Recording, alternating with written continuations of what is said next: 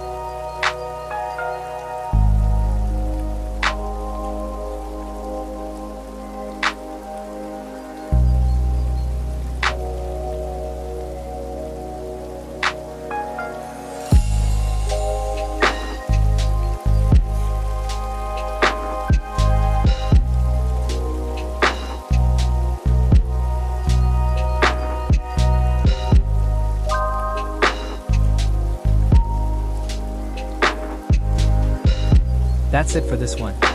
Thanks for watching. If you like the customizations, drop a like, subscribe, hype the video and comment down for any query. More Windows tweaks coming your way soon.